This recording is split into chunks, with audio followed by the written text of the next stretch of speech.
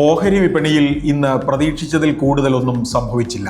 Israel Iran സംഘർഷം, സെബിയുടെ ഊഹക്കച്ചവട നിയന്ത്രണ ചട്ടങ്ങൾ, ഉയരുന്ന അസംസ്കൃത എണ്ണവില, വിദേശ സ്ഥാപന നിക്ഷേപകരുടെ വർദ്ധിച്ച വിൽപ്പനയുടെ സമ്മർദ്ദം എന്നിവയാണ് ഓഹരി വില സൂചികകളെ കടും ചുവപ്പിലാക്കിയത്.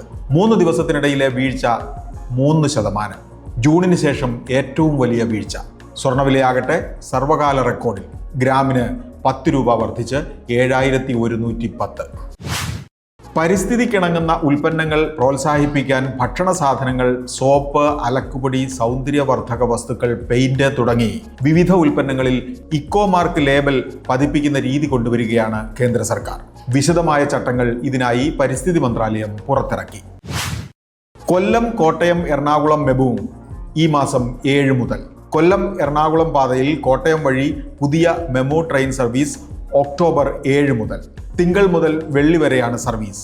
രാവിലെ 6:15 കൊല്ലത്ത് നിന്ന് പുറപ്പെട്ട് 9:35 എറണാകുളം സൗത്ത് സ്റ്റേഷനിൽ, 9:50 കൊല്ലത്തേക്ക് തിരിക്കും. ഇരുചക്ര വാഹന വിൽപ്പനയിൽ ഗണ്യമായ വർധന രേഖപ്പെടുത്തി സെപ്റ്റംബർ. 9 മുതൽ 28% വരെ വർധനവാണ് വിവിധ കമ്പനി ബ്രാൻഡുകൾക്കുണ്ടായത്. അതേസമയം കാർ വിപണിയിൽ മാന്ദ്യം. നാളികേരത്തിന് വിലക്കയറ്റം ചിലയിടങ്ങളിൽ 65 രൂപയോളമായി. തമിഴ്നാട്ടിൽ നിന്ന് വരവ് കുറഞ്ഞതും ഭക്ഷ്യ എണ്ണ ഇറക്കുമതി തീരുവ കൂട്ടിയതും പ്രധാന കാരണങ്ങൾ. ബിസിനസ് വാർത്തകൾ വിശദമായി അറിയാൻ ധനം online.com.